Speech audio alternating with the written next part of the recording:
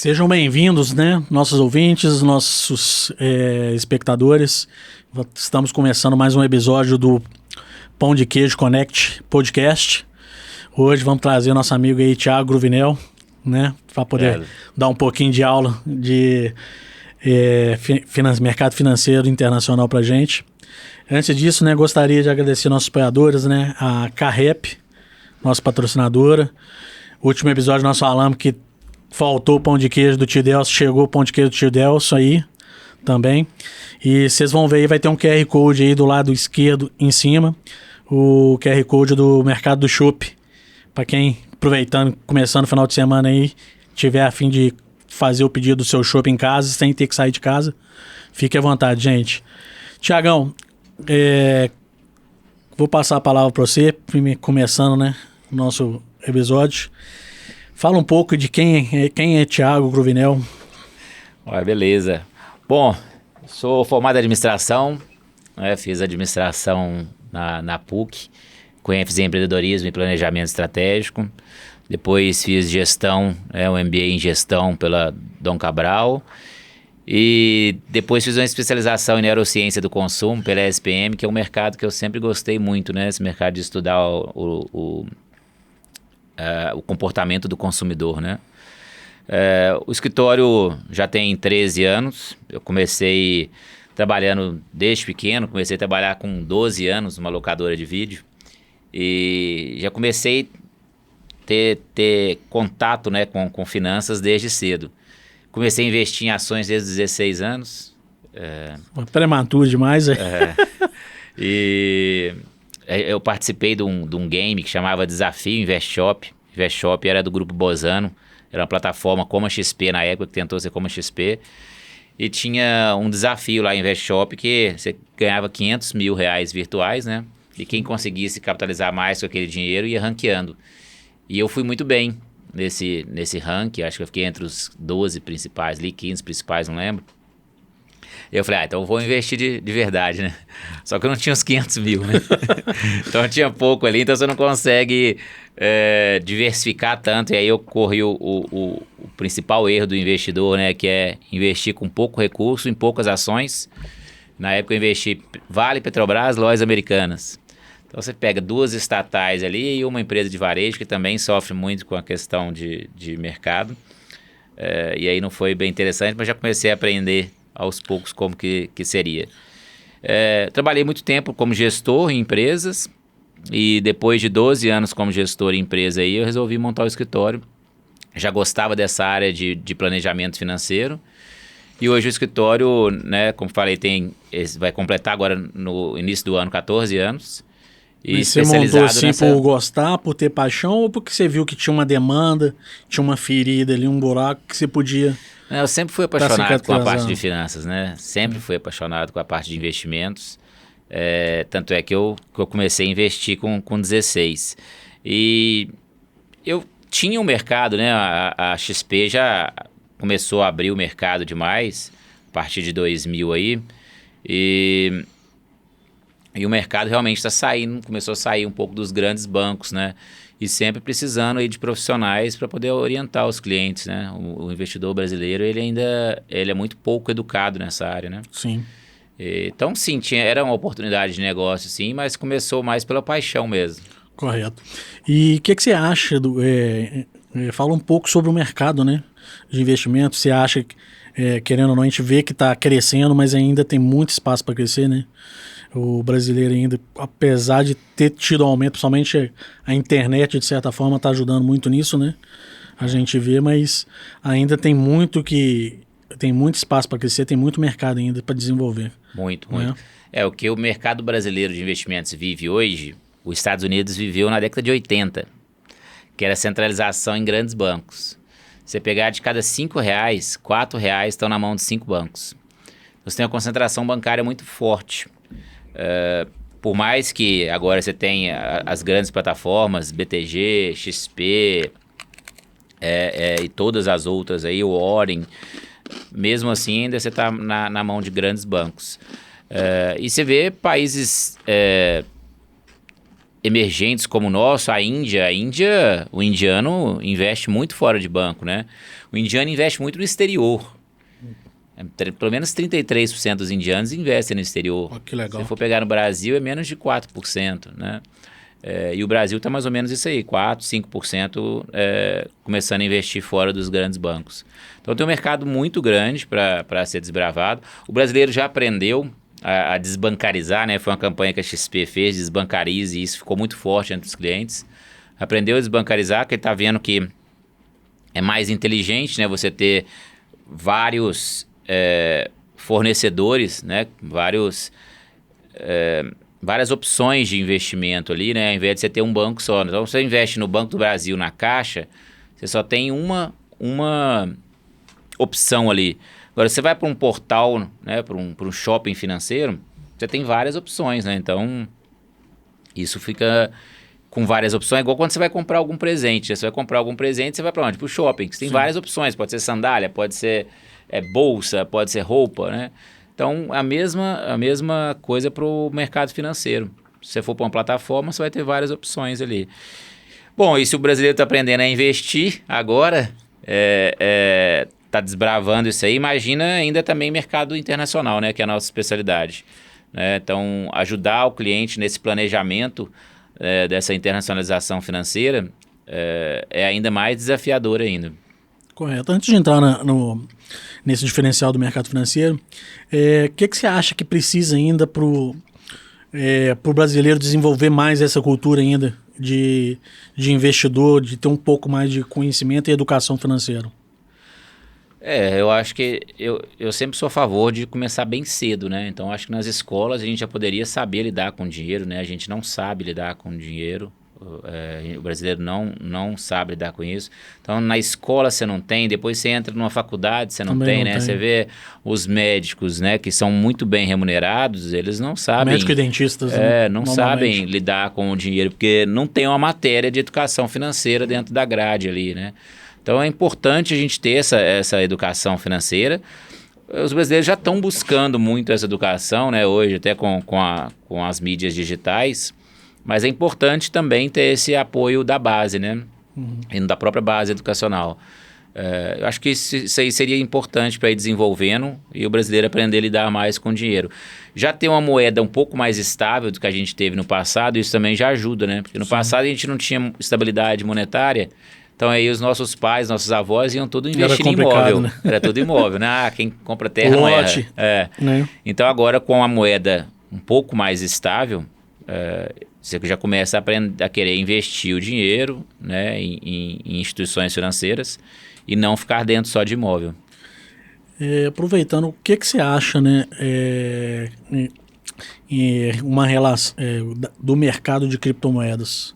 Você acha que veio para ficar? Você acha que é coisa de momento? O que você pensa em relação a isso, você que é do mercado? O pessoal me pergunta muito de criptomoeda e eu não posso falar, profissionalmente eu não falo sobre criptomoeda porque não é uma área que eu entendo. Eu converso, o papo de boteco, como diz o outro, sobre criptomoeda. Ainda está muito ligado criptomoeda com narcotráfico, terrorismo e corrupção, né? Ainda é uma moeda que, como ela não é lastreável, é muito utilizado ainda para questão ruim. Então isso vai ter que ser corrigido, vai ter que ser, não sei se a palavra seria regulamentado, mas vai ter que ter um certo controle aí para poder não desvirtuar a qualidade do benefício que ela traz, né? Eu acho que é uma tendência você ter um lastro ali, algo mais digital, né? O Brasil criou a moeda dele agora também, o real digital, né? Sim. Então temos que ver. O Facebook tentou criar a moeda dele, né? Tem muita força de usuário e não foi muito para frente. Eu acho que até por retaliações ali do governo americano. Mas eu acho que vai ter que ser melhor desenvolvido, creio eu, para tirar essa parte do narcotráfico, do terrorismo e da corrupção. Né? Entendi. Quanto aí, pessoal de casa, né? Qual que é a diferença do mercado internacional de investir, né, fora do país e investir dentro do país? Qual que são os benefícios? Qual que são os prós e contras, né? Para o pessoal de casa entender um pouco e aprender um pouquinho. Ótimo. Bom, primeiro é bom ressaltar que o pessoal geralmente fala assim, não, eu sou super conservador, né? Eu não invisto no exterior não, porque eu sou conservador. E deveria ser o contrário, né? Arriscado é você investir num país só, numa moeda só, numa lei só. Quando você busca a internacionalização do seu patrimônio, você está buscando o quê? Uma maior diversificação. É o que nossos avós já falavam, não bota todos os ovos na mesma cesta. Ainda mais uma cesta tão frágil como a nossa, né? Que é um país emergente, é um país que é 1% só do PIB mundial, que tem uma moeda tão recente, moeda aí completando 28 anos. Então, o grande risco é você estar num local só. Então, quando o cliente ele vai para a internacionalização financeira, quando ele busca botar um pouco do seu patrimônio no exterior, ele está buscando aumentar essa diversificação e esse aumento dessa diversificação faz com que ele consiga reduzir seu risco. Entendi. Porque os ovos não estão na mesma cesta. E faz com que ele consiga aumentar o seu retorno. Porque ele não está vivendo um momento de um só país, não vai estar vivendo uma só moeda, né? Se analisar nos últimos 10 anos, 91% dos países no mundo cresceram mais do que o Brasil. Então, se você está investindo só no Brasil, você está perdendo as outras oportunidades mundiais. Se você olhar setores da economia, tem alguns setores da economia que eles não são bem representados no Brasil, como, por exemplo, o setor de tecnologia. Sim. Né? Você não tem empresa de tecnologia listada na Bolsa Brasileira. Algumas empresas brasileiras de tecnologia estão listadas na Bolsa Americana, como é o caso da Stones, né? Então, é um setor de tecnologia que não dá para você ficar fora, concorda, Renato? Eles procuram mais estar fora do país, da Bolsa dos Estados Unidos ou da Europa, do que na Bolsa brasileira. Própria companhia, empresas brasileiras, né? Mesmo empresas acham brasileiras. Mais interessante, até porque tem, de certa forma, lá fora eles têm mais a cultura de investir do que aqui no Brasil. Né? Recentemente o Inter, né, fechou as ações dele aqui para poder colocar no exterior. Então, lá fora você consegue ter um risco menor, uma possibilidade de retorno maior e uma maior diversificação acessando mercados que talvez você não conseguiria ter acesso aqui no Brasil, como o mercado de tecnologia, e um outro mercado que foi muito importante também nessa pandemia, o mercado de healthcare. Né? Então, você acessar as grandes indústrias farmacêuticas do mundo, as indústrias de saúde, uma Johnson & Johnson, uma Pfizer, uma Novartis, isso também é bem interessante. Né? Então, isso é que são as possibilidades, são os benefícios. Os clientes, as pessoas acham, os investidores acham que é complicado, né? Às vezes investir fora, não. Ele vai abrir uma conta numa plataforma lá fora, igual ele abre uma conta numa XP aqui e vai acompanhar, igual ele acompanha dentro de uma plataforma aqui mesmo. Vai acessar online, igual ele acompanha do banco dele, né? Hoje ninguém mais vai ao banco. Entendi. Então você acompanha tudo digitalmente. E digitalmente ele vai acompanhar o investimento dele no exterior também. E ele vai escolher em que ele quer investir. Não precisa necessariamente ser só ações. Você pode investir na parte de renda fixa também. Né? Você pode investir em fundos. Né? Pode investir na parte de imóveis também no exterior. Né? Então, tem várias possibilidades. E fala um pouco do trabalho que você faz, né, com seus clientes normalmente, né? Aproveitando aí, por exemplo, o Leopoldo, que é nosso sócio que não quer aparecer, mas está aqui com a gente participando da gravação. O Leopoldo, por exemplo, tem dois filhos, né? Um de 4, acho que outro de 8, né, Leopoldo? 7. Ele quer fazer, por exemplo, uma previdência. Qual que é a vantagem de fazer uma previdência fora e fazer aqui no Brasil, por exemplo? Boa. A gente tem muito esse perfil de cliente. O escritório, ele é focado na parte de planejamento. Né? Então a gente vai auxiliar o cliente no planejamento dele, seja o planejamento da aposentadoria, ou seja, nesse caso, você citou o planejamento da educação dos filhos. Né? Quando você faz um investimento a longo prazo, é importante que você esteja com investimento numa moeda forte. Né? Então, um euro, um dólar, uma libra, né? Acaba que a maioria dos clientes opta pelo dólar, que é a moeda mais forte do mundo, né? 87% das transações mundiais são feitas em dólar, então é uma moeda super líquida. Então, o investimento de longo prazo ele tem que estar numa moeda forte, porque você não sabe se o real vai existir daqui 5, 10 anos. Né? Então, você vai fazer um investimento para os seus filhos, vai ser um investimento de 10. Eu tenho uma filha de 4 anos. Eu faço desde quando cortou o cordão umbilical dela ali, eu já comecei a poupar para ela, para o futuro dela, para ela poder fazer um high school, né, um intercâmbio, ou até mesmo uma faculdade no exterior. Ou então, se ela quiser, no próprio Brasil. Mas aí você tem que estar poupando numa moeda forte, né? Com uma legislação forte.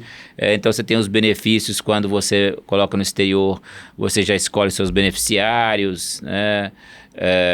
Você tem uma série de vantagens que proporcionam ali um ganho maior nesse longo prazo, né? Qual que são as grandes diferenças em questão de regulamentação de estar investindo dentro do país e fora do país? As diferenças mais básicas, vamos supor, todo investidor internacional, enquanto o dinheiro ele está não disponível, né, enquanto ele está investido dentro de fundos, ele vai estar isento de imposto de renda. Então ele não vai precisar ter aquele imposto ali que no Brasil, geralmente, às vezes dentro de fundos no Brasil, você vai ter o sistema Come Cotas, né, que vai ser cobrado o imposto de 6 em 6 meses. Então isso acaba dando uma queda de rendimento. No exterior, enquanto o dinheiro estiver investido lá nos fundos, você está isento de imposto de renda. A longo prazo, principalmente, dá uma diferença muito grande. A longo prazo isso é muito bom, né? Muito bom. No exterior, dependendo da legislação que você busque, como eu falei, você já escolhe seus beneficiários, então você já tem aquele planejamento sucessório ali feito, né? O dinheiro não vai precisar ficar entrando dentro de inventário, isso é uma vantagem também. Então, você tem essas vantagens que te proporcionam esse ganho sucessório, esse ganho tributário aí, né? Correto. Para o pessoal de casa que é leigo, que nunca investiu, tem interesse de começar a investir, qual seria o passo a passo que você orienta para essa pessoa que quer começar a investir agora? Boa pergunta. Eu sempre falo, né? A gente tem a tríade do investimento, que é o risco, retorno, liquidez, né? Então, se você quer ter um maior retorno, você tem que abrir mão de liquidez ou correr mais risco. Se você não quer correr tanto risco, ou você tem que abrir mão de liquidez, ou você tem que ter um retorno menor, né? Então, o que é importante o investidor? Ele escalonar o investimento dele. Ele separar o investimento dele por objetivos. Então esse aqui é um objetivo de uma reserva de emergência, caso aconteça alguma coisa. Então, eu vou botar com a liquidez imediata, não posso correr risco, então estou sujeito a ter um retorno menor. Já sei que eu vou ter um retorno menor nesse meu dinheiro de curto prazo, de reserva de emergência. Depois sempre tem uma reserva de curto prazo, uma reserva de médio prazo e uma reserva de longo prazo. Então, quando você escalona por objetivos ali, você consegue visualizar melhor os seus recursos e também ter uma melhor rentabilidade, porque você vai escalonando por liquidez. Sim. Também, né? Então isso é interessante. E acontece muito do brasileiro ele misturar esses objetivos, né? Essas gavetas que a gente fala, né? A gente separa ali no planejamento que a gente faz no escritório por gavetas financeiras, né? Então ele mistura muito. Às vezes ele está ali com a gaveta caixa dele, né? A gaveta de investimentos cheia, mas a gaveta de aposentadoria dele está vazia. Então aquele dinheiro ali que ele está achando que está sobrando, não está. Se ele for colocar para aposentadoria ali, ele está com zero. Entendi. E é importante a gente pensar nesse dinheiro para aposentadoria também, né? Se você for olhar, só 1% dos brasileiros conseguem estar independentes financeiramente na sua aposentadoria. 46% dos brasileiros depende de parente, 28% depende de caridade e os outros 25% têm que continuar trabalhando. Então você pega aí, é muito comum às vezes você pegar um Uber que tem uma pessoa mais velha ali que está trabalhando, você vai num caixa de supermercado tem uma pessoa mais velha ali que está trabalhando, e a gente não está falando só de classe mais baixa. Isso que a população ativa ainda é nova, né? Sim. Da população brasileira, a população ativa é jovem, e a tendência aí para os próximos 15, 20 anos é aumentar muito. Envelhecimento. Essa taxa de idade da população brasileira, né? Com certeza, ainda temos essa questão. Então, a gente tem que pensar muito para o futuro, aí a gente tem que planejar. Claro, não abrir mão de viver o presente de maneira alguma, mas equilibrar todas essas gavetas. Sim. Aí. Então, acho que isso seria uma sugestão interessante para o investidor que está começando. Já separar suas gavetinhas. Esse aqui eu vou deixar para eu viajar daqui a um ano, esse dinheiro aqui eu vou juntar para trocar de carro, esse dinheiro aqui eu vou juntar para comprar uma casa. Já separa. Entendi. Para você poder conseguir coordenar melhor esses investimentos aí dentro dessa tríade de risco, retorno e liquidez. Uhum. Gostaria que você falasse um pouco, pessoal de casa, um pouquinho, né, de cada investimento, que às vezes as pessoas não conhecem direito, né? Falar um pouco sobre ação, falar um pouco sobre previdência, falar um pouco sobre CDI, sobre as principais fontes de investimento que ela teria normalmente quando você trabalha aí com seus clientes. Ótimo. Pensar um pouquinho também como empresa, né? Como cliente empresa, né? O cliente empresa ele é mais complicado porque o melhor negócio do mundo vai ser a empresa, né? Nenhum negócio vai ser melhor do que a própria empresa dele. Então, geralmente, ele vai investir mais na empresa. E o dinheiro que ele não for investir na empresa, ele não pode correr riscos, né? Então, ele vai deixar ali mais um dinheiro com maior segurança, porque risco ele já corre dentro do negócio dele. Sim. Então, geralmente a gente não foca tanto no cliente PJ por causa disso. Porque o cliente PJ, ele precisa estar com dinheiro a qualquer momento. Então, o cliente... Precisa de mais liquidez, né? A pessoa jurídica ele fala assim, não, eu vou querer investir, mas pode ser que eu precise disso aqui para poder comprar um estoque se eu tiver um desconto. Imagina, tem um desconto de 10% ali. Ele vai demorar um ano para poder ter deu isso. algum pepino ali, eu não tenho dinheiro para não ter que entrar no cheque especial e vai pegar aquele dinheiro. O empresário brasileiro está sempre apertado, né? Agora, o da pessoa física tem várias opções, né? O brasileiro ainda fica investindo muito em poupança, que é um investimento muito ruim, vai render 70% aí da taxa básica de juros, né? Acho que esse é o maior exemplo de que o brasileiro não tem estudo financeiro nenhum, né? Exatamente. Né? Porque acha que tem segurança, assim, de certa forma tem segurança, mas o rendimento é zero, praticamente.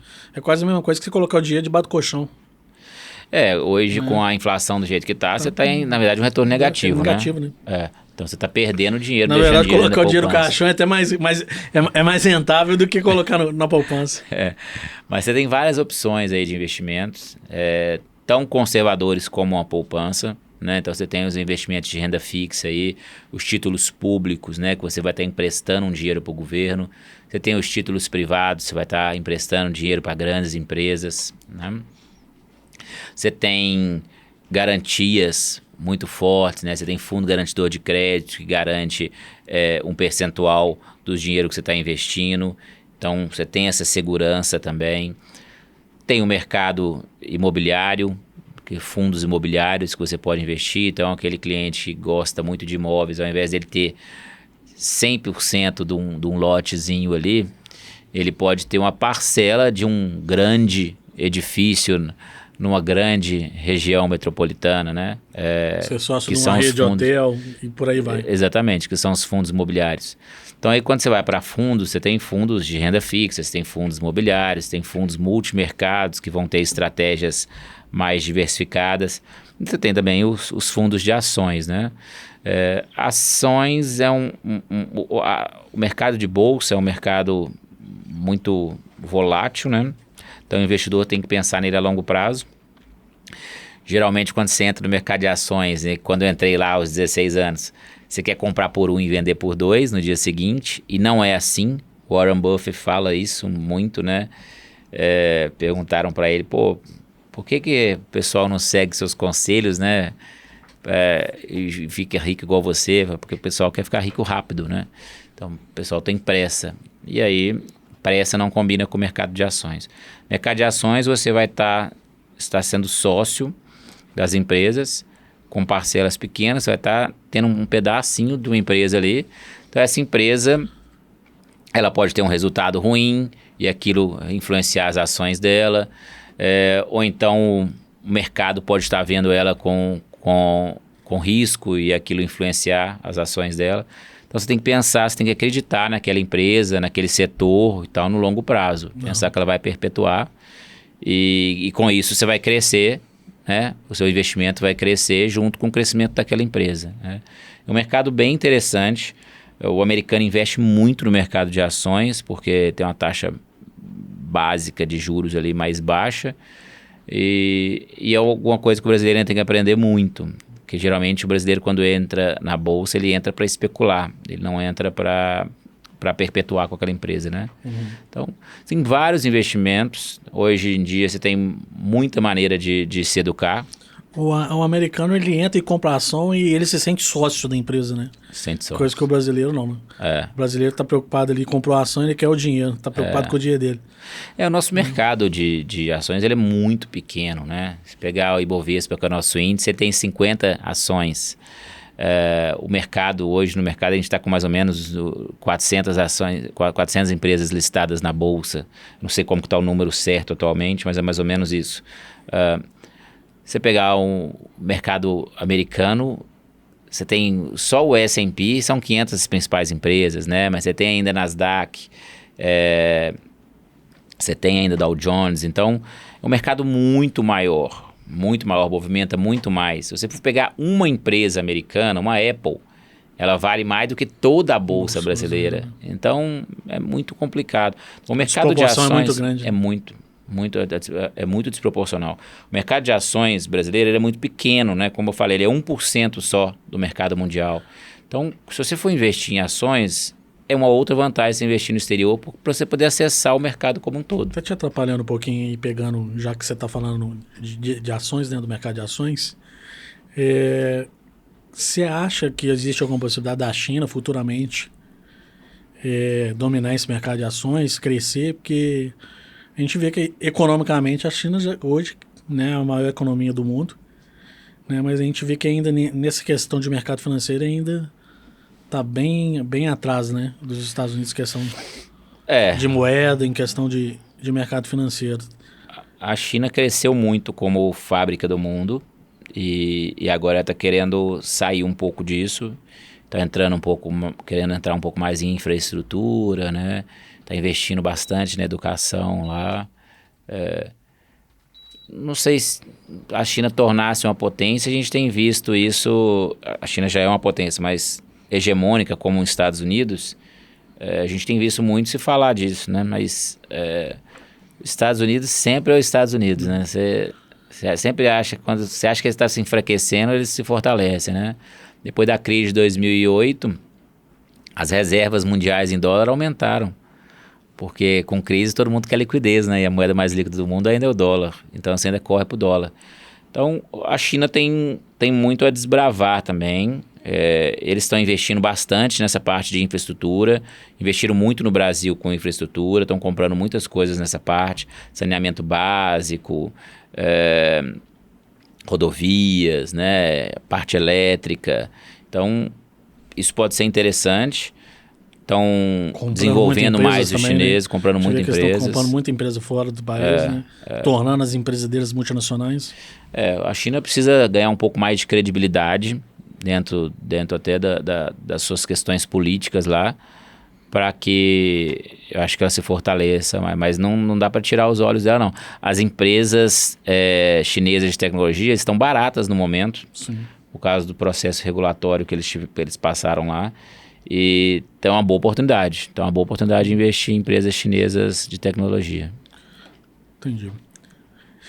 E tirando o mercado de ações, teria mais algum outro aí? Previdência, alguma coisa que você indicaria para o pessoal de casa? Dentro da Previdência, Previdência eu sempre falo que é um muita motivo, gente né? acha que é jogar dinheiro fora da Previdência. Previdência não é investimento, depende do ponto de vista da pessoa, né?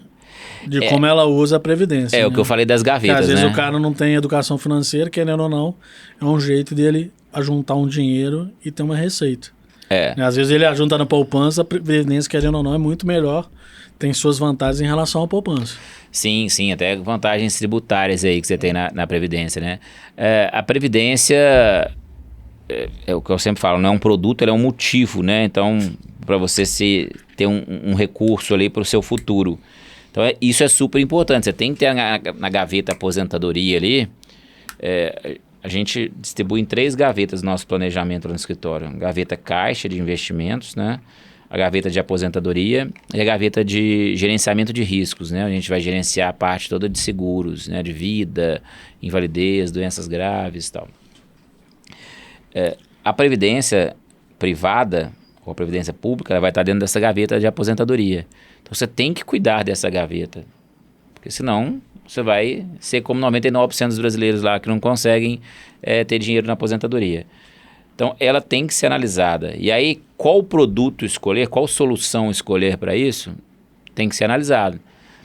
Se eu pago um alto tributo, alto imposto e quero ter algum tipo de abatimento, vou fazer uma previdência que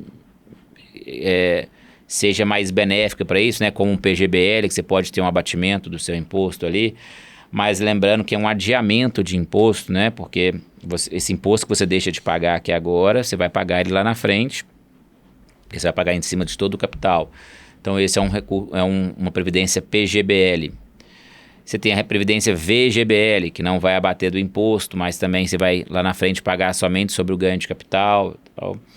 Geralmente, alguns produtos realmente de previdência são um pouco mais caros, pelo menos no passado era um pouco mais caro do que outros produtos, né? Uma taxa de administração mais alta, e hoje está melhorando bastante, com o mercado abrindo demais, né? Hoje você tem grandes gestoras independentes, Icatu, a própria Sul-América, Zurich, fazendo esse trabalho de previdências com uma gestão muito boa. E o mercado internacional é sempre uma excelente opção, pensando pro lado da previdência, né? Fazer um investimento numa moeda forte para o seu futuro, né? Poupar um dinheiro ali todo mês, dentro de uma moeda forte, uma legislação forte, para garantir aquele seu futuro. Então isso também é importante para a previdência. Entendi.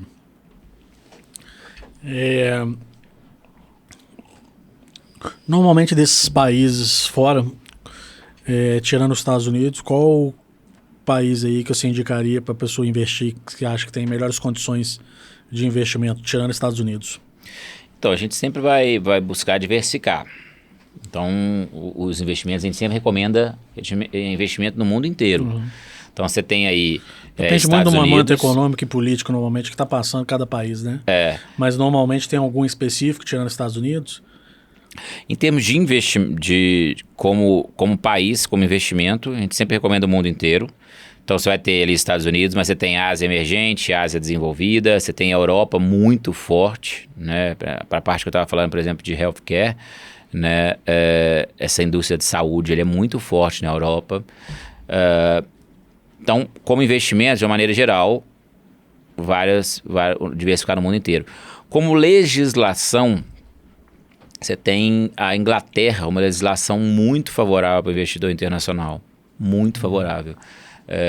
Porque, por exemplo, nos Estados Unidos, legislação, quando você investe na pessoa física nos Estados Unidos, você tem um limite onde você está isento de imposto ali, mas a partir daquele determinado limite, que acho que se não me engano estão em $60 mil, a partir daquilo, na sua ausência, na sua falta, você paga um imposto de sucessão muito alto nos Estados Unidos, quase 50%.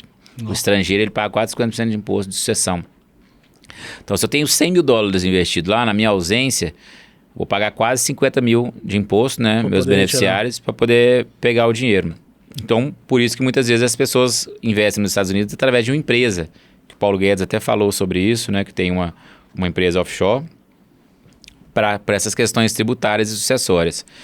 Então, se você investir nos Estados Unidos, você tem que investir através de uma empresa por causa dessa questão tributária. Mas dentro da Inglaterra, não. Na Inglaterra, você já tem uma legislação mais favorável, onde você tem essa isenção de imposto e você já escolhe os seus beneficiários, então os recursos já vão direto para os seus beneficiários, né? Então não tem esse imposto de sucessão. Então, em termos de legislação, a Inglaterra é uma excelente legislação para poder investir. Agora, em termos de investimento, sempre gosto de investir no mundo inteiro. Porque você tem setores da economia que são melhores numa região, outros são melhores em outras, né? Tecnologia, falamos, Estados Unidos é muito forte, mas Japão é excelente. Japão, quando cresce de maneira sustentada. Europa, você tem que ter investimento. O Japão cresce sempre pequenininho, mas está sempre crescendo. Está sempre crescendo de maneira sustentada. Já é um país de economia grande, né? Bem desenvolvido. Dificilmente você vê ela andando para trás. Ela anda devagar, mas sempre para frente, dando o passinho certinho, que a longo prazo você vê. E a Alemanha também é muito bom de você investir, né? A Alemanha está segurando a Europa nas costas aí, então... isso é um pouco do mercado. Mas a gente sempre vai prezar, Renato, diversificação. Correto. Diversificação. Fala um pouquinho, um país que me chama muita atenção, que para mim eu gosto de estudar, me chama muita atenção economicamente também, e questão de tecnologia, que é a Índia, né? Acho que as maiores cabeças, principalmente na área de tecnologia, tá dentro da Índia. A Índia tem um desenvolvimento tecnológico muito grande, mas como é que parece que o país não consegue, culturalmente, né? Parece que a cultura é muito enraizada e eles não conseguem crescer, não conseguem expandir, né? Você vê que o indiano, essa semana eu recebi essa informação, Se olhar, a maioria dos CEOs das grandes empresas multinacionais são indianos. Se olhar, eu recebi um gráfico mostrando as empresas e mostrando o CEO indiano. A gente investe muito em educação. Então, para você ver que, como é que a gente tem que investir na educação para os nossos filhos, a gente estava falando isso em relação aos filhos de Leopoldo, meu filho, a gente tem que investir na educação deles, e tem que ser uma educação não só pensada nacionalmente, né? Eu acho que tem um livro que fala O Mundo é Plano, né? Então, hoje o mundo realmente está muito globalizado. E até a gente pensando, creio, falando por mim, né? Mas creio eu também, a educação que você teve, que o Leopoldo teve, se a gente pegar a maior parte do que a gente aprendeu na escola, a gente não usa no dia a dia. Entendeu? Então, assim, querendo ou não, é um tempo jogado fora. Igual você falou aí, por que a gente não aprende, por exemplo, dentro da escola, direito civil, Constituição, uma matemática financeira, empreendedorismo. São coisas que a gente vai usar e vai ter utilidade na nossa vida. Tem muitas coisas que praticamente você não utiliza. Você aprendeu ali na escola, nem aprendeu, né? Você conheceu, depois você não usa. Eu vou te falar que, assim, em termos de educação, eu tive uma excelente educação, graças aos meus pais, mas eu não fui estudar no exterior, eu não fiz intercâmbio e tal. Mas hoje eu quero isso para minha filha, que hoje o mundo é muito diferente. E eu vejo que quando você tem essa oportunidade de ir para fora, seja para estudar, seja até mesmo para viajar, sua cabeça abre demais, né? Você vê o mundo inteiro, né? A gente usa muita frase no escritório, the world is war, porque realmente o mundo é seu, o mundo é grande demais, a gente tem que querer o mundo com tudo que tem dentro. Eu tenho uma amiga que ela terminou o segundo grau e foi fazer faculdade na Itália. E ela queria que eu fosse, eu não tinha a mesma condição, mas ela queria que eu fosse fazer faculdade com ela na Itália. E aí ela contando que lá onde ela ficava hospedada, lá na Itália, tinha gente da Índia, da China, da África, de tudo quanto é canto do mundo. Entendeu? Então imagina a experiência cultural que ela tinha. É gigantesca, mas... Era a bagagem que você volta, né, para o seu país, né?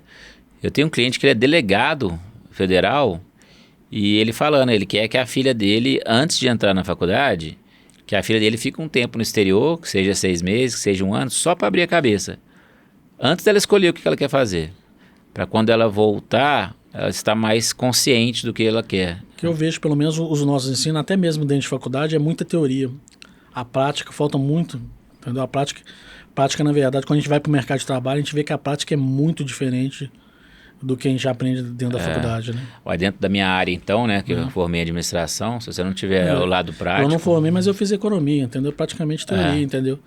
E, para você ter ideia, eu tinha uma matéria de contabilidade que tinha eu mais dois alunos que a gente tinha conhecimento prático, né? E aí o professor começava a ensinar a matéria, na prática não funciona assim.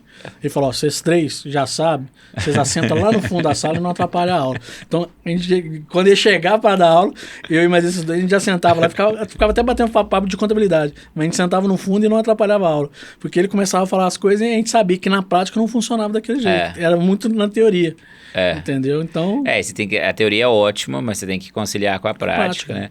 Eu, na faculdade, tinha umas alunas lá que eram um destaque acadêmico, né? Que elas só estudavam, não trabalhavam, mas depois, quando formou, elas não tiveram tanto sucesso no mercado de trabalho.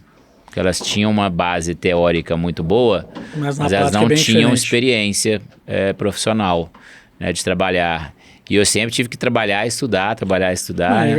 Pelo menos é o que eu vejo que acontece, né? Porque principalmente o pessoal que estuda em faculdade pública, né? Porque normalmente não tem um horário específico, estuda de tarde e de noite, não tem oportunidade de trabalhar. Então, às vezes o cara vai formar ali com 25, 26 anos e nunca trabalhou.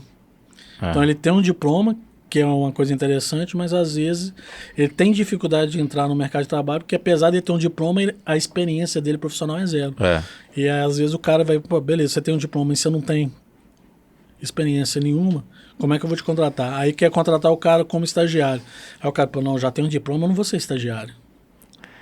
Mais ou menos, né? Por aí. Então, assim, até o próprio mercado, às vezes, ele não funciona, até para contratar, às vezes ele não funciona de maneira correta e sensata, né? Entendeu? Essa geração millennials agora, ela já quer sair da faculdade como diretora, né? Não, eu vejo meninos que nunca trabalharam, o cara, primeira coisa que eles já vão focados no dinheiro, eles não vão focados em adquirir o conhecimento. Entendeu? Ele nem trabalhou, mas quer o dinheiro, entendeu? Então, assim, eu, por exemplo, quando eu comecei a trabalhar no início, eu trabalhei muito final de semana, por exemplo. Eu tinha um pepino para resolver na empresa, eu ia sábado, domingo para o escritório da empresa resolver o pepino. Aí o dono falava, Renato, eu não vou pagar agora isso, não. Eu estou muito mais preocupado em resolver o problema, aprender com o problema e adquirir o conhecimento. Eu não quero hora extra. Mas já que a gente está com problema, vamos resolver o problema? Vamos. É bem por aí. Então, assim, eu acho que primeiro você tem que adquirir conhecimento, adquirir experiência. Depois que você tiver o conhecimento e experiência, aí sim você pode se valorizar. Como é que você vai se valorizar se você não tem conhecimento e não tem experiência? É isso aí. Entendeu? E, assim, falta muito essa mentalidade para o jovem de hoje, né? E eu acho também que às vezes tem muito problema porque você tem muita informação hoje. Se a gente entrar no Google, entrar no YouTube, cara, você acha tudo ali praticamente, você aprende de tudo. Só que você tem que saber filtrar o que é certo e o que é errado. E esse que é o problema. Pegar filtrar, essa informação, né, toda e transformar em conhecimento, né? Transformar em Porque também tá difícil, também tem muita coisa, muita informação aí, mas que a gente não tá conseguindo compilar tudo, assimilar tudo. E saber o que é certo e o que é errado. O que funciona e o que não funciona. Esse é o problema, né? Você minerar a informação correta ali dentro. Porque do mesmo jeito que tem muita coisa correta e certa, tem muita coisa errada. Né? É isso aí. Como tudo, a gente falou de educação, falando de educação aqui, né? Falando de educação financeira, como tudo, é sempre importante você buscar a informação aí. E não pensar só localmente, né? Pensar globalmente mesmo. Abrir a cabeça para o mundo. E já que você vai abrir a cabeça para o mundo, abra o bolso também para o mundo, né? Pense em ficar com a moeda forte. É o que o pessoal fala, dólar não é investimento, é utilidade, né? Você vai utilizar a moeda em algum momento. Eles falam também $1 milhão é $1 milhão em qualquer lugar do mundo, 1 milhão de qualquer outra moeda, você tem que ter um calculador e fazer conta aí para converter. Tá certo. Aproveitando a oportunidade, vamos falar do bem mais antigo no mercado financeiro, né? Que é o ouro. O que você acha do ouro? O que você pode dizer da pessoa que investe no ouro? É seguro ainda, não é? O ouro como estratégia de diversificação é importante. Você ter um pouco do lastro. Com a briga de Estados Unidos e China, né, no passado, aí, recente, teve uma grande valorização do ouro. Teve um cliente meu que investiu 100% no ouro, até não foi uma estratégia que a gente tinha recomendado, mas ele optou por investir 100% em ouro. Ele teve um ganho muito grande, porque ele surfou essa onda aí da briga de Estados Unidos e China, e ainda depois veio a questão da pandemia, e aí onde o ouro também se valorizou, né? Mas como diversificação é uma excelente estratégia, também tem que ter no portfólio, mas não dá para você colocar também 100% no ouro, né? Mas você tem que ter, assim, metais preciosos ali como um todo no portfólio. E você tem fundos que investem em metais preciosos, né? Tem fundos do mundo que investem. Você não precisa comprar realmente o ouro ali e deixar o ouro dentro de casa, né? Como dizia o Silvio Santos, né? Ficar com as barras de ouro ali. Você pode investir em fundos que investem nesses metais preciosos aí. É uma excelente diversificação também. Correto. Como a gente está falando muito de educação, né? O que você orientaria para o pessoal de casa para poder, quem ainda é leigo, né, começar a estudar um pouco do mercado financeiro? O que você orientaria? Por onde começar? Onde procurar? Escola? Alguém na internet para estudar, fazer curso? O que você orientaria o pessoal de casa para quem está querendo começar a adquirir um determinado conhecimento do mercado financeiro? Eu acho que tem uns livros mais básicos, né, que começam, né, no beabá ali mesmo. Quando eu comecei lá atrás, tinha um livro do Mauro Halfeld, né, que é um comentarista da CBN, que chamava Investimentos. É um livro super básico que fala tudo sobre os investimentos, desde da parte conceitual ali mesmo.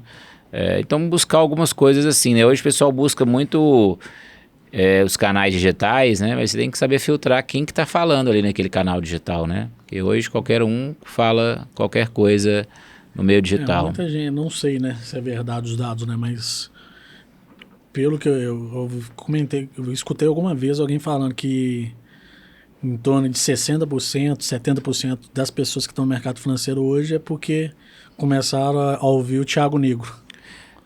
Ele é um grande influenciador, Então, ele é um grande Natália influenciador, Cury. A Natália Cury também é Natália fantástica. Cury. Eu até fiz uma enquete, né, no meu LinkedIn para ver quem que o pessoal queria ouvir, que eu trouxesse no podcast, né. O Rodrigo Moreira é muito amigo nosso, fez o primeiro podcast com a gente, e é amigo particular do Thiago. Até queria trazer o Thiago, mas já falou que o Thiago costuma não ouvir no podcast, a gente tem o dele e ele só faz o dele. Eu fiquei horrorizado porque foi praticamente 50% Thiago Nico, 50% Natália Cury. Entendeu? Então me surpreendeu. Eu achei que, por mais que a Natália tenha um público bom, não esperava a briga ficar igual, e a briga ficou bem igual. Tá? A Natália, quando tiver oportunidade aí, gostaria muito de ter a sua palavra aqui no nosso programa para poder falar um pouquinho. E fora esses influenciadores, né? Acho que sempre ir para os livros ali, buscar o material, essa parte conceitual básica de investimento, você tem muitas fontes, né? Então é importante você pesquisar direito e ir se embasando, criando uma educação ali básica, e depois você poder ir se desenvolvendo, sempre buscar profissionais para poder te auxiliar, Isso né? que eu ia te falar, qual que é a vantagem de ter um profissional? Vale mais a pena ter um profissional, ou a pessoa mesmo, às vezes na correria do dia a dia, que não tem tempo de estudar, de correr atrás de adquirir esse conhecimento financeiro, ele contratar um profissional? Né? Porque às vezes ela acha que esse profissional é caro, tem um custo alto, vai tirar muito da rentabilidade dela, e às vezes, em questão de tempo, né, de custo-benefício, vale a pena ter. Né? Bom, eu faço um comparativo igual com o médico. Então, você tá com uma dorzinha de cabeça, às vezes você não precisa ir no médico. Você consegue se automedicar, né? Você vai ali, toma um dipirona e tal, vai na farmácia. Então, para coisas simples, às vezes você não precisa de um profissional mesmo, né? Para investir numa poupança, para investir num fundo de renda fixa ali básico ali, que você vai precisar do dinheiro a qualquer momento, né? Que é para uma reserva de emergência, o gerente do seu banco vai te atender. Assim como você não precisa de um médico, o farmacêutico te atende. Agora, se você tiver com alguma coisa mais complicada, tô sentindo uma dor no peito, tô sentindo tonturas frequentes e tal, vai ser sempre aconselhado você buscar um médico. Você não vai economizar nesse momento com a sua saúde. E você também não deveria economizar com o seu dinheiro, né? Economizar não tendo ao seu lado profissionais qualificados para isso, né? Então você tem que ter um excelente médico te acompanhando, você tem que ter um excelente advogado te acompanhando, você vai precisar fazer um grande contrato aí, você vai pegar no Google um modelo de contrato, ou você vai buscar um profissional qualificado para poder te assessorar. Então a parte de investimentos também é a mesma coisa, a importância é a mesma, né? O pessoal fala que a parte mais importante do nosso corpo é o bolso, né? Com certeza. Então, né, o dinheiro ali é importante. O dinheiro é importante. Então, você tem que ter um profissional qualificado, né? Então, por mais que você estude sobre medicamento para se automedicar, você nunca vai conseguir ser um médico, né? Se você não fizer um curso de medicina. Então, você nunca vai conseguir saber o que um médico sabe. Então, cada um dentro da sua área, né? E é o que a gente estava falando, como tem muita informação hoje, você tem que procurar pessoas especializadas, porque é muita informação. Então, a pessoa tem que se especializar em alguma coisa ali, né? Igual o nosso escritório acabou se especializando mais na parte de planejamento, né? E na parte da internacionalização financeira. Tem outros que se especializaram na parte de seguros, outros se especializaram na parte de ações, né, investimentos nacionais e tal. Então, cada um vai se especializando em algo. Você tem que buscar alguém que esteja mais ou menos de acordo com seus valores, né? Porque você tem perfis diferentes de investidor, né? Imagina, você tem um investidor que trabalha desde os 12 anos como eu, que pegou um dinheiro ali suado. Você tem um que recebeu uma herança Você tem um que acertou a veia num negócio e de repente cresceu. Eu esqueci o nome do menino, eu via no programa, no podcast do GeoJ. Acho que ele tá com 17 anos. Ele com 13 anos participou de uma... ia ter uma festinha na escola e cada um ficou com uma barraquinha. E ele foi o que juntou mais dinheiro na barraquinha vendendo um drinkzinho. Ele colocou gelo seco no drinkzinho, chamou atenção e conseguiu juntar, acho que quase mil e pouquinhos. Quase R$1.000. Que esse dinheiro ele começou a investir. Só que eu não sabia investir tudo. Aí começou a estudar e tudo. E aí ele viu que tinha uma demanda. O pessoal da idade dele, quem queria investir, não tinha conhecimento, não tinha nada que ensinasse uma pessoa da idade dele. O que ele fez? Ele começou a ver os programas do Thiago Nigro, abriu um canalzinho para poder falar de finanças para as pessoas da idade dele. Ele está com 17 anos, ele já estava abrindo uma empresa de marketing digital, uma empresa de curso financeiro, igual o Thiago Nico, para fazer os cursos digital, para ele ensinar para os meninos. E esqueci uma outra, acho que com a agência de publicidade. Era 3 empresas que ele estava abrindo, com 17 anos. É isso aí. Esses são os exemplos que têm que ser seguidos, né? E começou a investir pouco, né? Então, e buscou conhecimento para poder ir crescendo. Então, acho que é bem por aí. Como qualquer coisa que você vai se meter a fazer, você tem que conhecer, né? E a gente estava falando muito de empreendedorismo, né? Também no início. Vai montar algum negócio, aprenda, né? Conheça, né? Faça a reserva de emergência do negócio. Acho que o empreendedorismo é até porque acho que mais de 90%, se a gente pegar aí, o pessoal abre o negócio sem conhecimento nenhum, sem estudo nenhum daquilo que está abrindo. Né? Às vezes ele acha que, por exemplo, eu cozinho bem, eu vou abrir um boteco, um marmitex e vai achar de vender. Não é bem assim, né? Tem que ter um ponto de localização, onde você vai ter uma oferta e uma demanda para ser atendida. Tudo isso tem que ser olhado. Às vezes o cara nem sabe de oferta e demanda, tá abrindo negócio, não sabe de dinheiro, não sabe quanto que ele vai gastar. Então é tudo complicado. Às vezes cozinhar bem não quer dizer que cozinha é um bom empresário, exatamente. Ele cozinha bem dentro de casa, o pessoal gosta do tempero dele, fala bem, ele acha que pode abrir um negócio e acha que vai dar certo. Só que às vezes ele cozinha, às vezes a comida é boa, mas o negócio dá certo porque não tem conhecimento empresarial. Né? Tem que procurar pessoas qualificadas, né? O Sebrae auxilia bastante nessa questão dos negócios, né? O pessoal não busca uma ajuda qualificada ali, super... Porque a gente ainda vê, né? Que cada 5 empresas que abre, 4 morrem no primeiro ano, só uma sobrevive. O índice de mortalidade é altíssimo então, das empresas. Tal. Você vê que muita gente, praticamente a maioria do pessoal abre empresas sem ter conhecimento nenhum, né? Acho que as pessoas têm que pesquisar bastante, então buscar bastante informação. Falando da questão da especialidade nossa, dessa internacionalização financeira, não é para poucos, dá para você começar ali aos poucos e construindo um patrimônio e formando um patrimônio, né? Tem sim clientes que já são capitalizados, que vão colocar, investir valores maiores lá fora, mas tem muito cliente que está começando, que está fazendo para os filhos, que está fazendo para a aposentadoria dele, que vai poupar ali com uma frequência. No começo você não precisa de ter muito dinheiro, né? Porque o principal é começar, mesmo que seja pouco, né?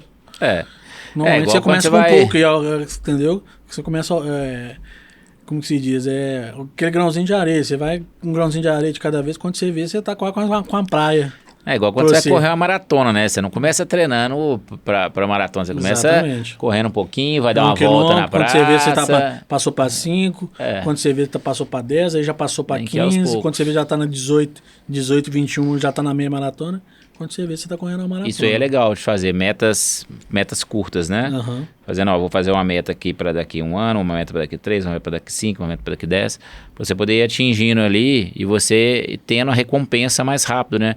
Porque você faz uma meta, às vezes, para 25 anos, você vai demorar a ver aquela recompensa, você pode desanimar no meio do caminho, né? Correto. Então, divide ela, a meta para 25 anos, mas daqui 5 eu quero estar aqui, daqui 10 eu quero estar aqui, daqui 15 eu quero estar aqui.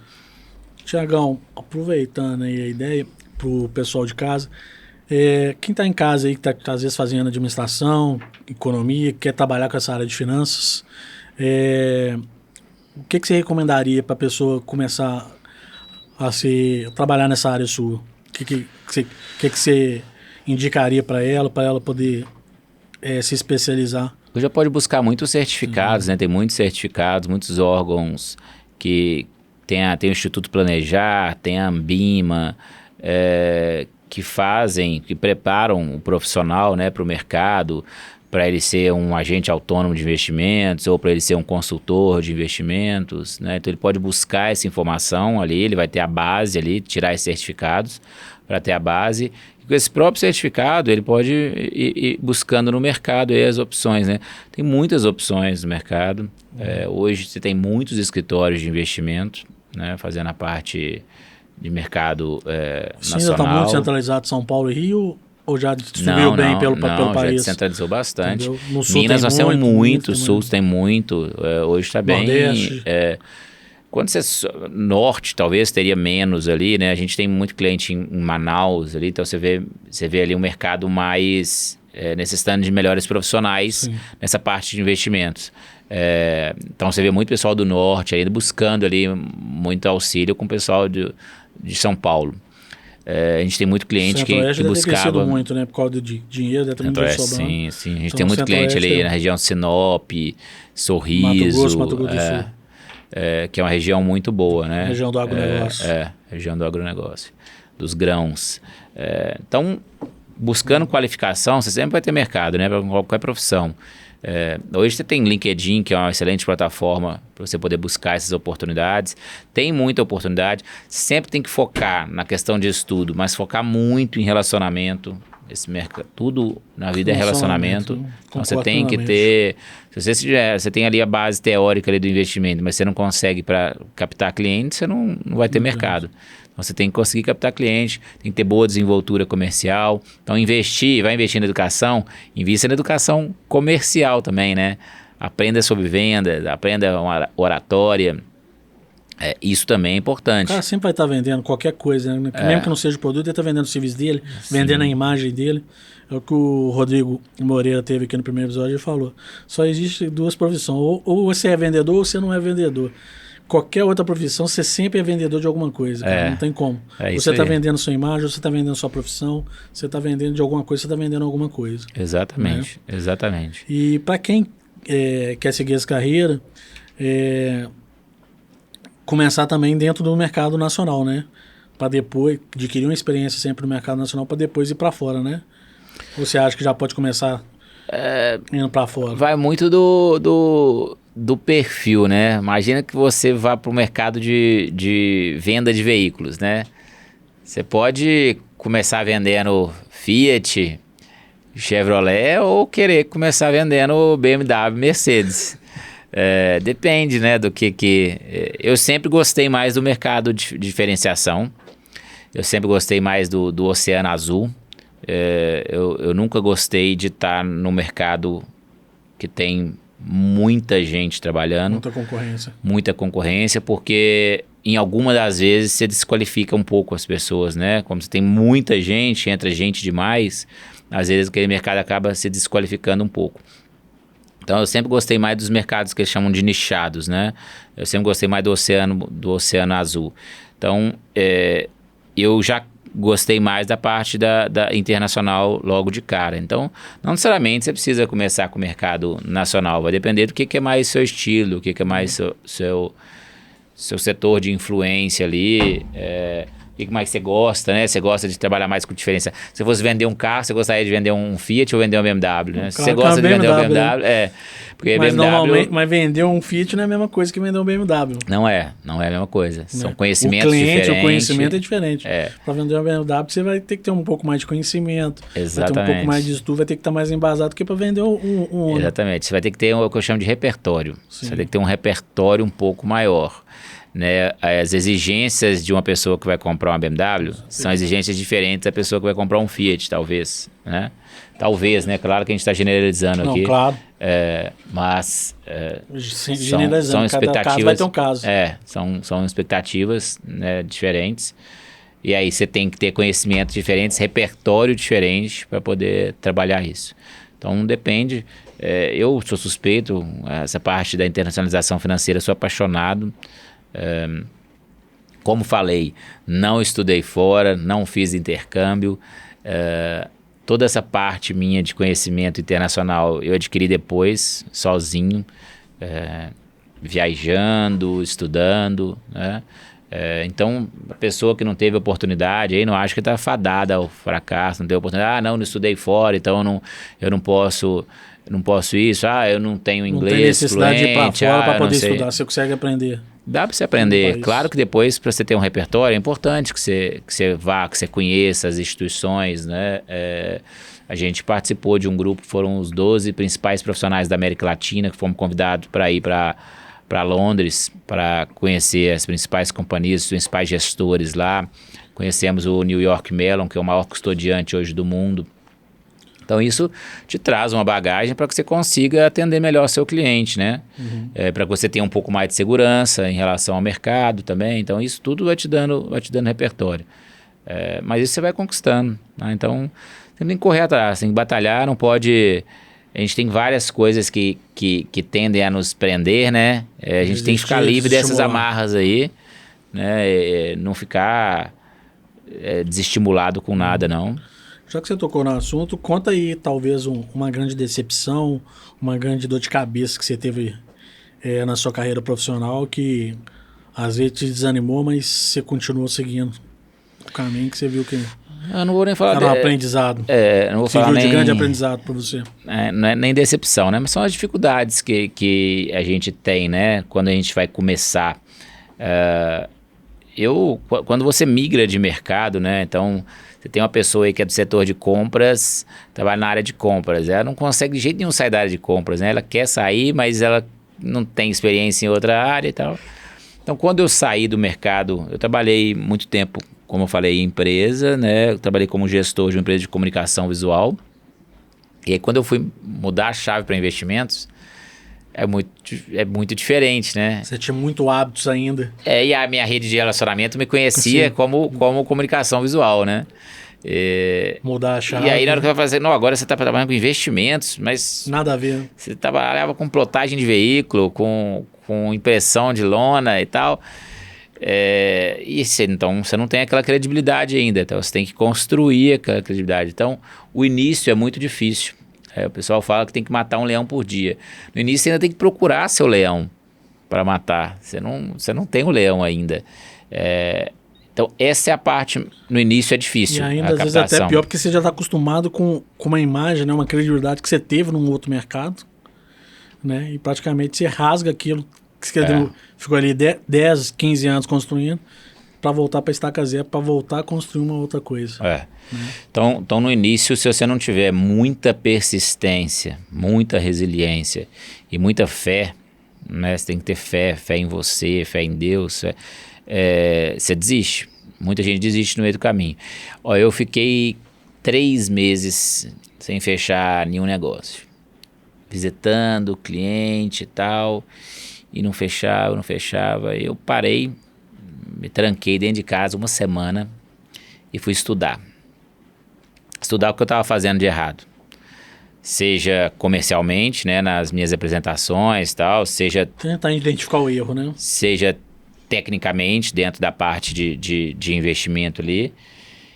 Estudei muito e criei um roteiro ali, né? Roteirizei como que seria minha apresentação e tal. E na semana seguinte, eu fechei um dos maiores negócios do escritório naquela época. E aí você vê o troféu ali, né? Eu gosto muito daquele filme A Procura da Felicidade, né? Nossa, filme é fantástico. E ele mostra muito essa capacidade aí de resiliência que você tem que ter, né? Então não é fácil, você não começa do dia pra noite. Porque ali literalmente o cara o cara chegou no lixo, né? Que o cara perde a mulher, o cara tá com um filho que dá força pra ele, que é o estímulo dele, mas o cara não tem casa, o cara não tem dinheiro, o cara tá correndo atrás de uma oportunidade, e assim, tudo pra dar errado, né? E ele não se limitou por isso, né? Então ele não se limitou. Fica aí a dica pro pessoal de casa aí, até um bom filme pra vocês assistirem aí. Excelente filme. A Procura da Felicidade com o Will Smith. Excelente filme. E eu acho que foi o primeiro filme dele com o filho dele, né? Se eu não me engano. Aquele é o filho dele mesmo. Aquele filme é fantástico. Fica aí a dica aí, talvez, de um filme aí de para casa aí pra vocês de casa, gente. Então não existe nada fácil no início. Então as pessoas acham... depois que as pessoas já te veem, né? Às vezes dando certo ali e tal, falam assim, não, Vou fazer isso aí também. Depois que você Não está é realizado, acho que é fácil. Acho que todo que processo que a gente passou é fácil, né? É simples, mas não é. Só a gente mesmo no dia a dia sabe a dificuldade, os obstáculos para chegar onde você chegou, né? As frases, né, populares aí, né? O pessoal vê a pinga que eu tomo, mas não vê os tombos que eu levo, né? Exatamente. Então, no início foram muitos tombos, você tem que ir aprendendo, você tem que ter na resiliência, Até mesmo persistência. você hoje está bem classificado, você está entre, acho que você falou entre os 5 melhores da América Latina, né? Eu sempre falei entre os 12, né, principais da América Latina e dentro de alguns mercados específicos. Você está Então entre os 10 isso profissionais do seu segmento na América Latina. Pô, então isso nos proporciona algumas possibilidades, né? Então a gente estava agora para a Croácia numa convenção lá, onde a gente teve acesso também a um grupo de gestores. Pô, aí tenho bem certeza que está interessante. comprando uns lotes lá, fazendo os investimentos lá. A gente está expandindo, né, para o escritório, eu estava falando com vocês, em Portugal, Lisboa ali, a gente quer ter um braço lá, tem muito brasileiro em Portugal, brasileiro com condição muito boa, né, diferente do brasileiro que buscava às vezes ir para os Estados Unidos para ganhar a vida, né. Eu, Leopoldo, tem um amigo na Espanha, se você quiser a gente pode indicar lá, tá com empresa lá na Espanha. Pois é. Tá bem, o nosso amigo Rani Mussafá, abração pro Rani. Legal, queremos conversar com a turma aí. Então, hoje Portugal, você tem muitos brasileiros já consolidados profissionalmente, indo para lá buscando talvez melhor segurança, buscando educação dos filhos, né? A educação lá é muito boa, a educação pública acessível, né? Um preço, uma faculdade lá vai ser 1.500 euros anuais. Então, tem muito cliente indo para lá. Muita pessoa indo para lá, né? Então a gente já tem alguns clientes lá, trabalhando lá. Então é interessante. Então depois que você vai desbravando dentro do seu mercado, você vai ficando tendo um pouco mais de estabilidade, mas sempre tem que correr atrás. Sim. Sempre tem que correr atrás, não pode parar. Não dá para acomodar, né? Não dá para acomodar. O mercado é muito dinâmico, mercado financeiro então nem se fala, né? É muito dinâmico. Você tem que estar acompanhando constantemente, tem que estar se reciclando. É igual o médico vai estudar 5 anos, ali, depois ele tem que se especializar e depois vai se mantendo ainda atualizado. Até uma curiosidade que eu tenho aqui, a rotatividade de cliente é muito grande, normalmente não, o cliente fecha, ele fica uma boa parte do tempo com o seu, às vezes normalmente fica 2, 3 anos. Boa pergunta. Tem uma rotatividade grande de clientes ou não? O nosso escritório não, porque o nosso escritório, o investimento, a gente é mais focado no planejamento de médio a longo prazo. Então a gente não é focado naquele cliente que está fazendo um dinheiro para reserva de emergência, ou um dinheiro para trocar o sofá da casa dele, ou trocar a cortina, ou trocar de carro, ou trocar um apartamento. Esse cliente, às vezes, ele vai para essas plataformas, né, como a gente já citou, XP, BTG, ele fica dentro dos bancos e tal. Então, a gente auxilia os clientes mais em aposentadoria, mais na educação dos filhos, mais nesses objetivos de médio e longo prazo. Então, isso faz com que ele esteja com a gente mais tempo. Então, acaba nossos clientes virando nossos amigos por causa disso. Você tem uma relação de muito tempo, né? Eu tenho clientes que estão comigo há 14 anos. Então por isso que a gente fala que a gente também, né, o cliente tem que nos escolher, mas a gente também tem que escolher o cliente. Não, com a gente certeza. tem que saber o cliente que a gente quer, o cliente que tenha. O mercado de seguro também é bem isso, né? Normalmente você tem o cliente ali, dificilmente que o cliente acostuma, né? Normalmente você já liga para ele quando vai renovar, já passa a cotação, tudo. Normalmente, eu, por exemplo, tenho cliente de antes de eu começar a corretora, de quanto eu era funcionário ainda. Sim. Entendeu? Então, cliente com 12, 13 anos que é cliente meu. Isso, você fica sabendo tudo do cliente, né? Você vai acompanhando a vida É o que dele. você falou, a gente acaba virando amigo, né? Você acompanha o casamento, você acompanha os filhos. Tem cliente que liga pra desabafar, tô com esse problema, tudo, o que você acha? O que é o que você falou? Vira amizade. Eu tive um cliente um dia, ele foi no escritório simplesmente para poder falar sobre a separação dele e tal, que ele estava triste. Não falamos nada de investimentos. Ele falou que queria falar de investimentos, mas ele queria desabafar. Queria desabafar. Então é isso. E entender esse perfil... isso é um dos pilares do nosso escritório, é a humanização nas relações. Então a gente vira amigo dos clientes mesmo, a gente preocupa que esteja teoricamente a ligação de dinheiro, mas ainda o principal é a ligação humana, né? Por isso que a gente escolhe, a gente não quer um cliente que tenha uma relação pesada com o dinheiro, né? Porque tem um cliente que tem relação pesada com o dinheiro. Então, o dinheiro ele tem que ser uma forma de usufruir das coisas ali, né? Do acesso. E até entrando um pouco no mundo atual, né? O que você acha dessa profissão sua em relação ao desenvolvimento tecnológico hoje? Que provavelmente a sua área não chega a ser tão interferida, né? A tecnologia não interfere tanto, porque querendo ou não é o tipo de serviço que está muito ligado ao cliente e o profissional, né? O que pode atrapalhar é a pessoa que quer investir sozinha, não quer ter o auxílio do profissional. Mas o cara que não quer estudar, não quer correr atrás da informação, mas quer ter um parceiro ali que sabe que pode ajudar, que vai ajudar ele financeiramente, entendeu? Isso é igual construir uma casa sem um arquiteto, né? Dá para você construir? Dá. Vai lá, contrata um mestre de obra, ele mesmo vai fazer decoração, e você vai lá e vê um programa de decoração e tal. Você acha que na favela tem alguma casa com engenheiro? Pois é. Então... Nem mas depende do que você quer pra você. Tem, o cara acabou como é que vai comprando tijolinho, vai comprando cimento, no final de semana vai subindo uma parede ali, outra parede aqui, quando você vê tá com o barraquinho dele. Agora, quando você vai numa casa, num escritório legal, você vê que teve a mão de um arquiteto ali, que teve a mão de um decorador, que teve a mão de um profissional especializado naquilo, né? A mesma coisa com as suas finanças. Quando você vê tudo organizado ali, separado, escalonado por prazo, por liquidez, por diversificação de ativos, você sabe que teve a mão de um profissional ali. Dá pra você fazer sozinho? Dá. Mas as plataformas não é o mesmo. Não deveria ser, né? Porque você não está focado... A maior parte dos nossos clientes estão na fase de acumulação de patrimônio. Então, vocês estão na fase de acumulação de patrimônio, ele tem a profissão dele, ele tem o trabalho dele.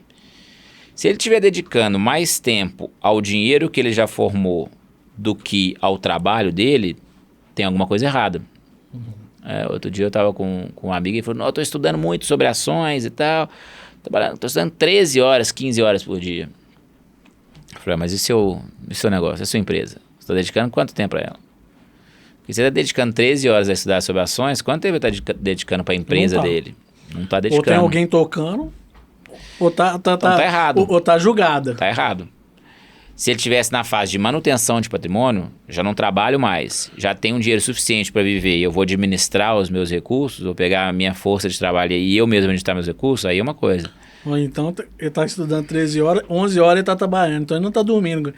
Agora há pouco ele adoece, vira um vegetal aí, não sabe por quê. Um médico, imagina um cirurgião plástico. Se ele começar a estudar mais sobre investimento do que cirurgia plástica, ele não vai ser um cirurgião plástico de sucesso. Se ele não for um cirurgião plástico de sucesso, ele não vai ter condições financeiras de investir. Então, acho que cada um no seu quadrado, né? Claro. A tecnologia vem para ajudar, ela ajuda no nivelamento educacional, ela ajuda a dar mais informação, a dar mais esclarecimento, a mais acesso.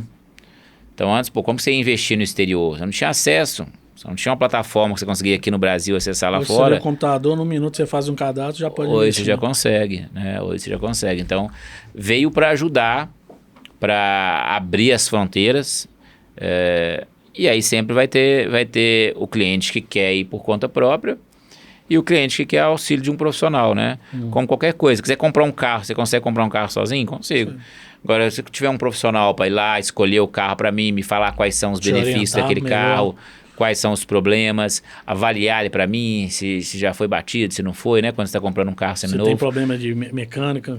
Você não tem que buscar um profissional, né? Então, acho que tudo na vida. E a minha área mais sempre essa partir para a questão da consultoria, né? Então, eu sempre vejo que se você tiver qualificação suficiente, agir de boa fé, né? Com as pessoas, com seus clientes, se for realmente um profissional interessado, dedicado e comprometido com os resultados dos seus clientes, sempre vai ter esse mercado. Né? Então, é um pouco por aí. Brigadão, Thiago, mais uma vez aí pela presença, né? Espero que a gente volte mais vezes para poder passar um conhecimento pessoal de casa, tá? Agradecer mais uma vez aí a Carrep, Mercado do Chopp, e o pessoal do Tio Delso, né? Até aproveitar aqui, Thiagão, te dar um presente, um kit do pessoal do Pão de Queijo Tio Delso, tá? Obrigado. Um presentinho do kit pra você aí. Obrigado, Aproveitar o final de semana e o pão de queijo aí com a sua esposa e com seus Ô, minha meninos. esposa adora um pão de queijo, viu? Esse aí. Esse pão de queijo aí, ó, requeijão, frango, lombo. Opa, que beleza. Pão de queijo recheado da melhor Ó. qualidade, tá? Beleza. Obrigado, bom. pessoal de casa aí. Também agradecer o pessoal do Estúdio 09, tá? André, Renato, Luca e Carlos. Obrigadão aí pela força e pelo apoio aí, pela parceria aí. Até o próximo programa, gente. Obrigado. Um abraço.